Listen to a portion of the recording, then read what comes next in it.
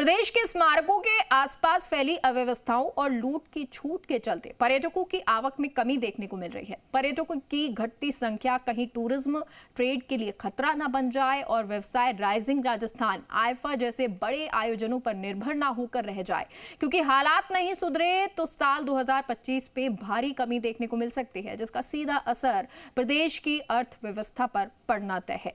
Report देखिए।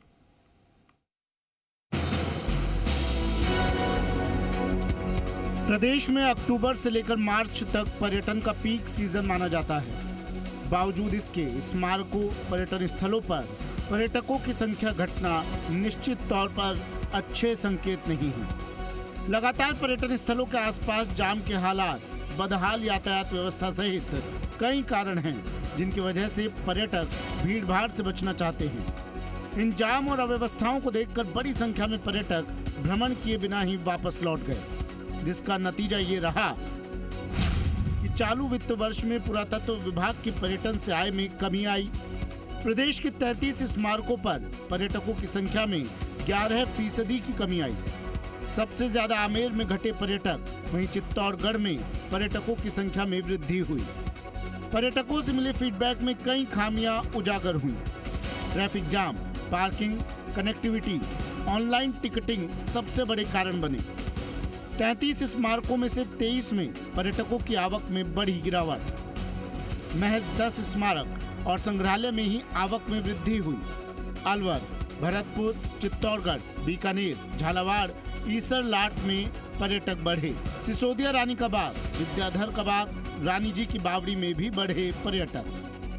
बहुत खुशी की बात है कि बहुत बड़ी संख्या में पर्यटक आ रहे हैं। पिछले साल करीब 23 करोड़ पर्यटक राजस्थान में आए हैं और इस साल भी जब हम जगह जगह देख रहे हैं, आमेर, जल महल, अल्बर्ट हॉल, सभी जगह पर हवा महल, इतने ज़्यादा पर्यटकों की भीड़ है तो ये स्वाभाविक ही है कि पर्यटकों का जो इतना लोड रहता है तो ट्रैफिक की समस्याएं आती हैं और कंजेशन भी होता है, क्योंकि सारा सब कुछ पर्यटन स्थल ओल्ड हमारे वर्ल्ड सिटी के अंदर है ज़्यादातर, तो उस जगह पर छोटी सड़कें भी हैं कई जगह और आने जाने में समस्याएं भी रहती हैं।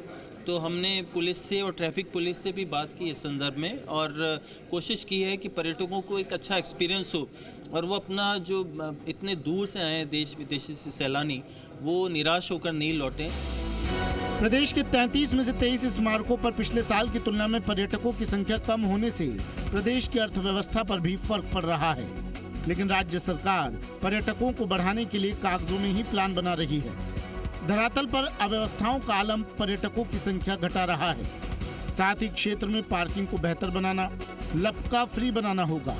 आमेर को नो व्हीकल जोन घोषित करना और ऑनलाइन टिकट में बार बार सर्वर ठप होने जैसी गड़बड़ी को ठीक करना होगा, ताकि पर्यटन स्थलों पर आने वाले पर्यटकों को परेशानी का सामना न करना पड़े।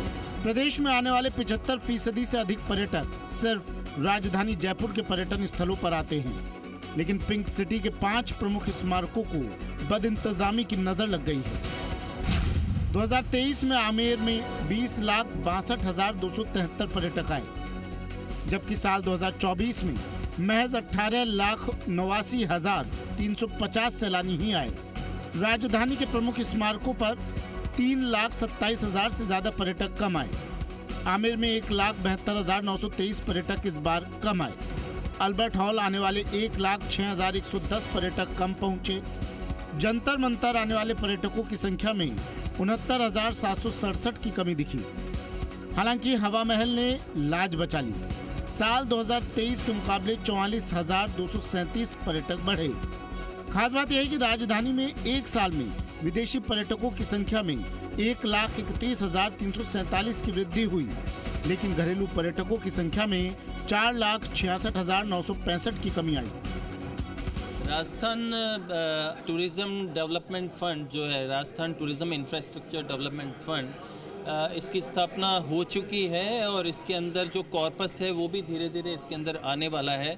फाइनेंस डिपार्टमेंट से हमारी बात हो गई है और हमने इसका गठन किया। जो पहले इसका कंट्रोल आरटीडीसी का होता था, अब हम एडमा के अंतर्गत इस आरटीआईसीएफ फंड को रखेंगे और आने वाले समय में जो भी बजट घोषणाएं हैं, जो भी की जा रही हैं, उसको हम इसके माध्यम से ही उसको एग्जीक्यूट करेंगे। साफ है कि इंडियन पर्यटक अब राजस्थान से दूरी बना रहे हैं, जो कि ट्रैवल ट्रेड के लिए अच्छे संकेत नहीं है। लिहाजा पर्यटकों की संख्या बढ़ाने के लिए सरकार को जल्द ही पर्यटन स्थलों के आसपास व्यवस्था सुधारनी होगी, ताकि घरेलू पर्यटकों की ट्रैवल लिस्ट में राजस्थान पहले की तरह अव्वल बना रहे। दामोदर प्रसाद, जी मीडिया, जयपुर।